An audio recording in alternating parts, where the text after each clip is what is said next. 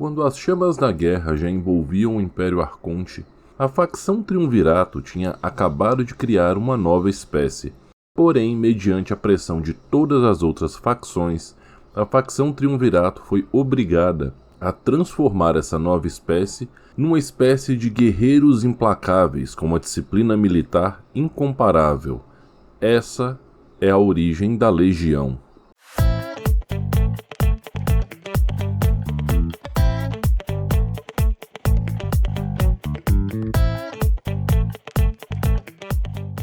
A história da Legião é marcada pelo conflito, pela guerra e pela violência. Esse povo foi criado com algum outro objetivo pela facção Triunvirato, mas esse objetivo se perdeu no tempo e não há mais nenhum registro real do que era a lógica por trás dessa criação. Parece que esse povo tinha um potencial a ser desenvolvido para outra coisa. Porém, a guerra estava destruindo completamente todo o Império Arconte e não haviam vitórias a serem celebradas. Deste modo, devido à grande pressão política sofrida pela facção Triunvirato, eles refizeram a engenharia genética dessa espécie nova, modificando seus corpos e suas mentes, tornando essa nova espécie perfeita para o combate e plantando uma vontade praticamente imparável de lutar e lutar. Esse é o fogo interior da Legião. Porém, esse plano de refazer essa espécie como super guerreiros, ele desbarrou em alguns problemas. O primeiro deles era equipar esses grandes soldados. A altura média de um legião é de 2,15 metros, podendo facilmente passar de 2,5 metros. Além de demandar muito material, a confecção das armas e armaduras da Legião era um processo lento. Além disso, um segundo ponto foi fundamental para que o Império Arconte caísse como um todo, e a Legião não ficou fora desse detalhe. Os Arcontes não tinham nenhuma experiência com a guerra. Portanto, para programar a Legião e criar as memórias genéticas e tudo mais necessário para criar um povo com identidade de guerreiros, eles se debruçaram sobre a história humana e escolheram a história militar romana para ser o referencial teórico militar para a Legião. Por isso, a cultura da Legião é extremamente rígida, com disciplina militar presente em todos os seus aspectos, e os legiões têm nomes que parecem nomes de personagem do filme do Gladiador. E apesar de todo o sucesso no quesito de criar grandes guerreiros implacáveis e funcionais, a Legião não foi o fator que fez a guerra virar a favor dos Arcontes. Eles também começaram a sofrer derrotas e não tardou muito para que eles fossem meio que jogados de lado, enquanto os Arcontes se debruçavam em iniciativas ainda menos ortodoxas e mais desesperadas, que resultaram basicamente nos Mecônidas e no Zou. A Legião foi derrotada pela superioridade numérica, pela criatividade extrema e pela total ausência de ética e empatia por parte dos Nephilim. Quando a guerra acabou e o Exion foi embora, a Legião entrou em seus anos de escuridão ainda lutando e lutando, porque a Legião não tinha um mundo natal, não tinha um local para ficar e a estação espacial onde eles foram criados estava completamente inacessível. Então eles meio que foram lutando para trás, defendendo uma área interessante e estratégica após a outra, permanecendo tempo suficiente apenas para produzir novos suprimentos e comida, antes de partir em direção para o próximo ponto de referência, que seria sua base temporária. E isso foi a tônica da existência da Legião, lutar contra Nephilims que os perseguiam, agora os Nephilims em estado bestial.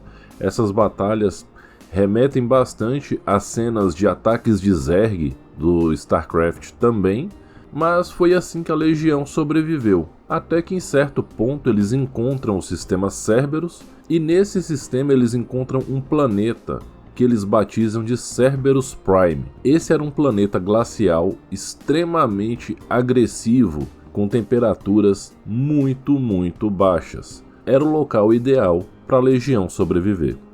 A legião ela tem uma resistência a climas extremos superior à resistência dos Ursai. Ali, a legião encontrou seu grande desafio: como que um povo criado para lutar, agir como um exército e seguir ordens iria sobreviver por conta própria.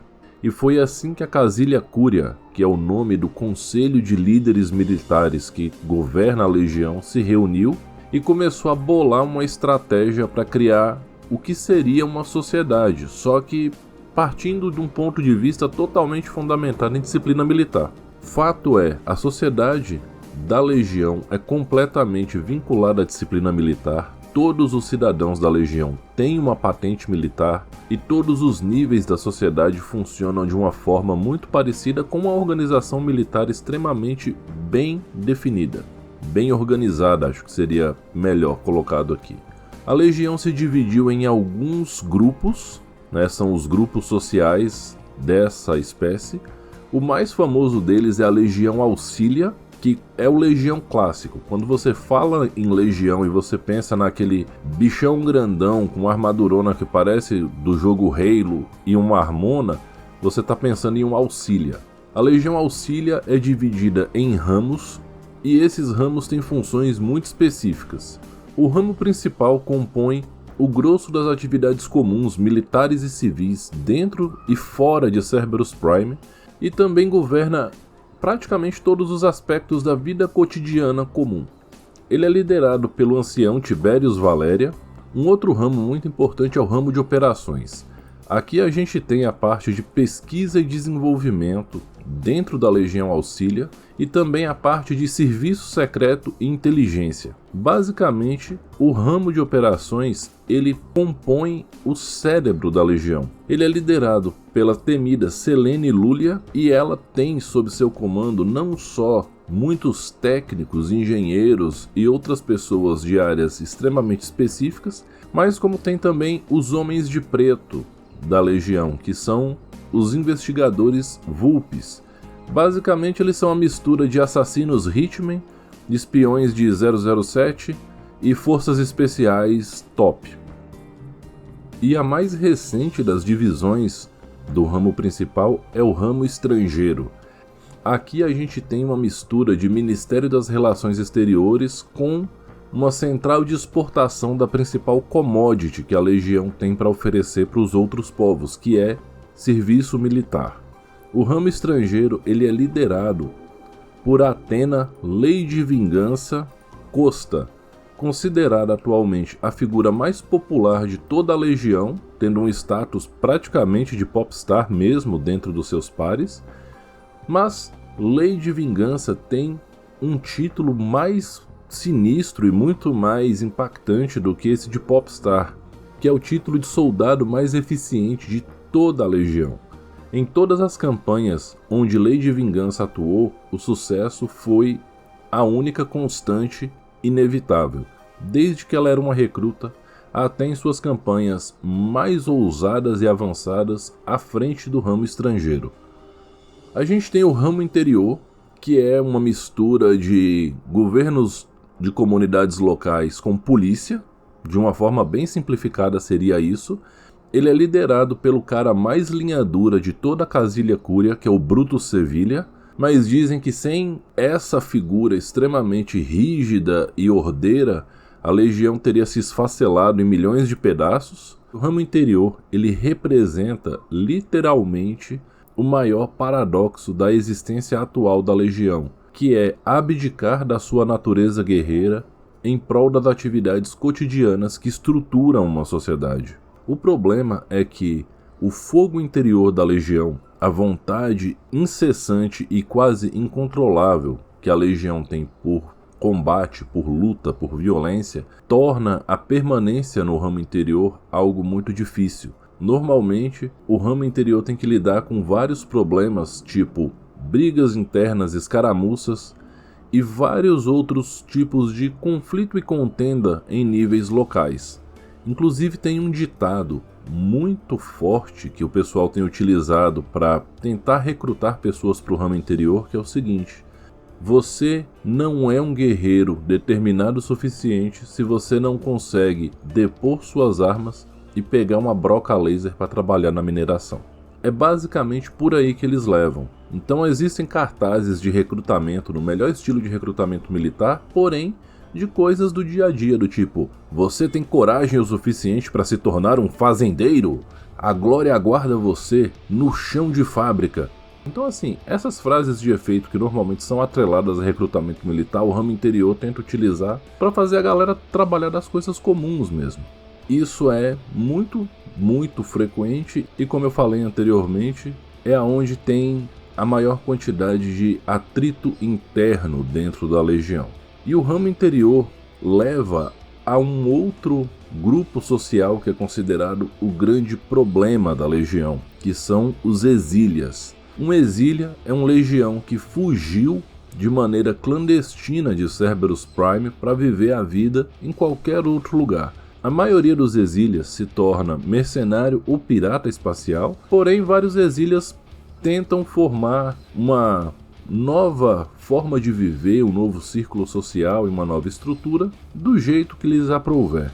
De qualquer forma, devido à engenharia genética super bizarra que a facção Triunvirato fez na Legião como um todo, é quase invariável que os exílias não acabem servindo como músculo e braço para segurar a arma em algum lugar da galáxia. Um último grupo de legiões que se formou desde o início em Cerberus Prime são os Nômades. Os Nômades abandonaram os principais assentamentos e eles começaram a explorar toda a vastidão do mundo de Cerberus Prime.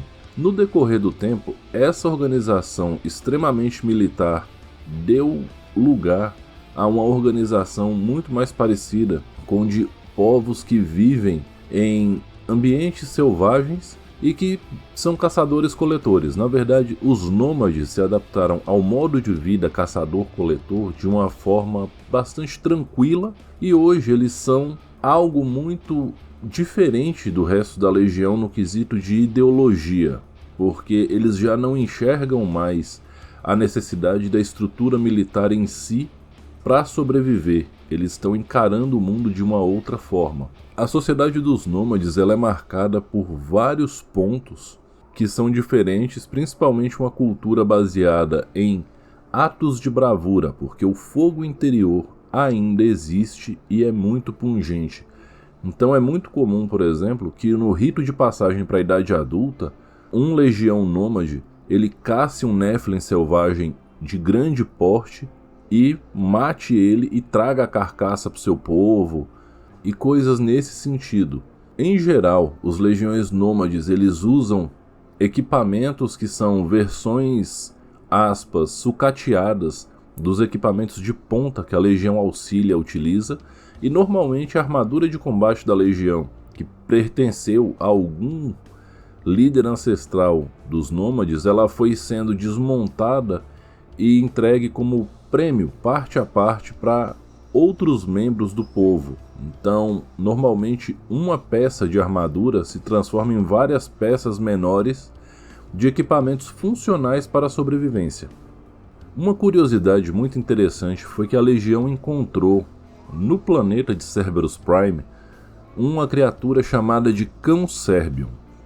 Os cães Serbion eles foram criados pelos Arcontes lá no início das suas grandes experiências e eles são literalmente caninos gigantescos que em pé, nas quatro patas, eles têm 1,90 m a 2 metros de altura, são gigantescos. E eles ainda têm um comportamento de cão em si. Principalmente os nômades tendem a domar cães Serbion, principalmente os cães Serbion de Cerberus Prime, que trabalham como montaria e também como companheiros de caça. Os cães Serbion são muito mais inteligentes do que cachorros comuns, inclusive eles têm uma espécie de protolinguagem e eles são extremamente fiéis a seus mestres. E é importante dizer também que existem cães Serbion adaptados a vários outros planetas, então o cão Serbion de Cerberus Prime não é o único. A posição da Legião no cenário atual do Fraged é uma posição um tanto quanto delicada.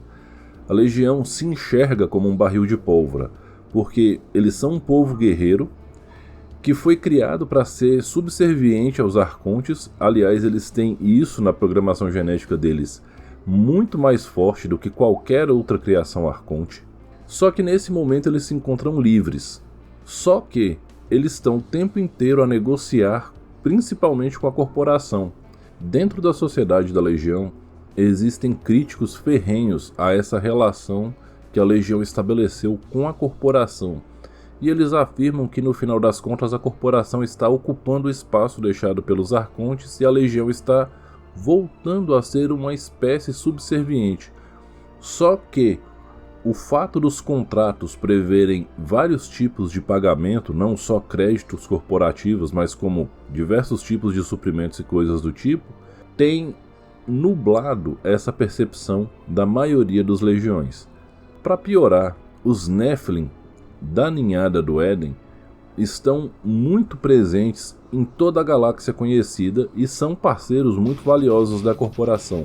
E a Legião é o segundo povo que mais sofreu na mão dos Nephilim como um todo, perdendo só para os Kautoranos nesse ponto. E eles têm muita dificuldade de lidar com Nephilims, principalmente os legiões mais velhos. Alguns legiões mais novos, inclusive, quando entram para o ramo exterior ou se tornam exília e começam a conviver com Nephilims, principalmente com emissários, e percebem que esses Nephilims são muito diferentes dos Nephilims da história, eles chegam a desenvolver algum trauma psicológico devido ao choque de realidade, porque normalmente a visão que a Legião passa sobre os Nephilim são de monstros insensíveis, irracionais, implacáveis que querem ou te matar da pior forma possível ou te levar para algum canto onde você vai ser dissecado vivo em algum experimento que não dá nem para imaginar.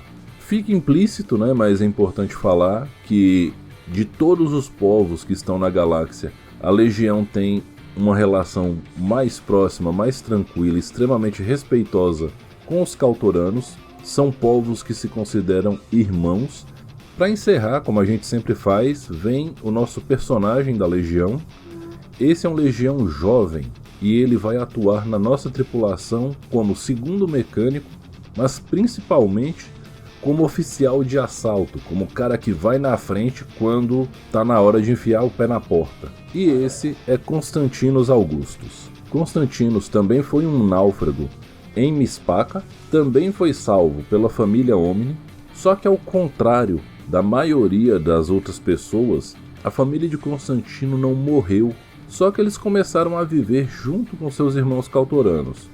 No fim das contas, Constantino acabou se tornando muito amigo dos filhos ali da família Omni, tanto por ser o mais jovem da sua família, tanto pela necessidade de gastar sua energia mesmo. Afinal de contas, o fogo interior numa criança da Legião, ele se manifesta literalmente deixando a criança no melhor estado de Denis o Pimentinha. Então ele precisava extravasar essa energia, era brincando com a galera que ele conseguia isso. Quando eles cresceram e ele se tornou absurdamente maior e mais forte do que seus irmãos, ele começou a atuar como uma espécie de guardião protetor do pessoal. Sempre era ele que impedia a briga, afinal de contas ninguém queria brigar com ele. Ele tinha o dobro do tamanho de uma criança da mesma idade, de um jovem da mesma idade. E quando o Capitão Lúcio finalmente decidiu ganhar o espaço, ele não podia ficar para trás, ele tinha que proteger os seus irmãos menores. E assim, ele conversou com os pais dele, que são agora parte desse ecossistema macrofamiliar da família Omni, e o pai cedeu para ele a sua antiga armadura da Legião. Afinal de contas, eles foram náufragos e a Legião nunca veio buscá-los, porque isso é um mistério que o próprio Constantinos planeja desvendar em algum momento. Porém, agora, ele está muito mais focado em desvendar um outro mistério junto com a tripulação da nossa nave, mas esse mistério eu só vou revelar lá no vídeo da nave. A Legião é um povo muito interessante, tem uma cultura extremamente rígida e baseada em valores militares. Ainda assim, é um dos povos que mais enseja reflexões sobre a natureza humana propriamente dita, sobre o militarismo exacerbado e sobre a necessidade de você conseguir enxergar coisas que vão além da solução através do conflito. Eu sou o Rufus, essa foi a nossa Fragged Academy BR. Não se esqueçam de se inscrever no canal do Contar e Mestrar no YouTube, seguir o Contar e Mestrar nos agregadores de podcast e acompanhar as nossas redes sociais. Um abração e até semana que vem.